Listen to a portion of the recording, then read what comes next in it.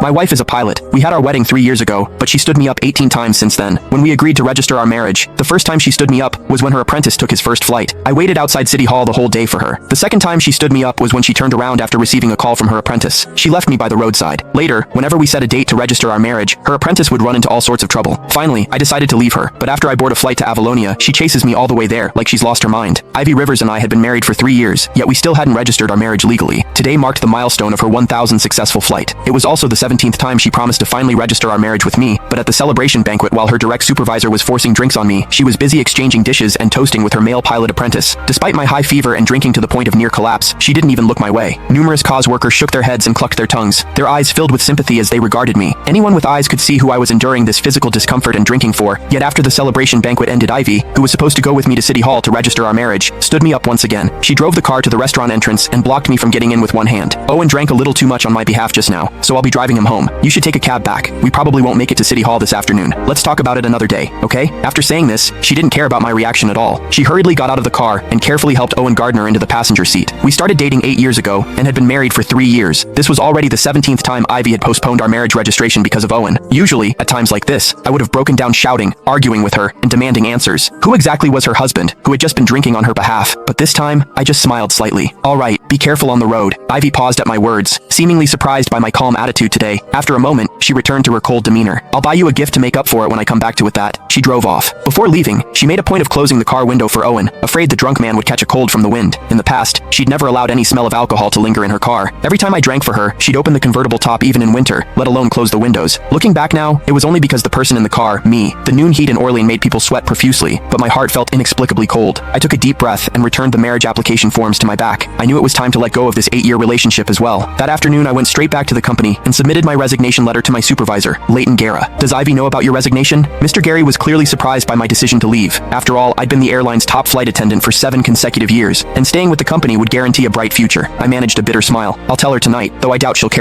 These past few years you two flew new routes to get together, and won company awards together. The CEO even attended your wedding personally 3 years ago. Everyone was so envious, but I suppose Mr. Guerra trailed off with a long sigh, his voice full of regret. Yes, those were indeed beautiful memories, but memories were just memories. We could never go back. After submitting my resignation, I returned home around 10 p.m. The house was eerily quiet and empty. On my phone, a social media post from Owen popped up because he'd specifically tagged me. The caption read, "Special, thanks to my beautiful mentor for staying by my side all afternoon as a thank you. I'm taking her to Marcus Vay's concert tomorrow. Looking forward to it." I knew then that Ivy, who'd said she'd come home at noon, wouldn't be returning. This had happened too many times in our 3 years of marriage. After making myself a simple bowl of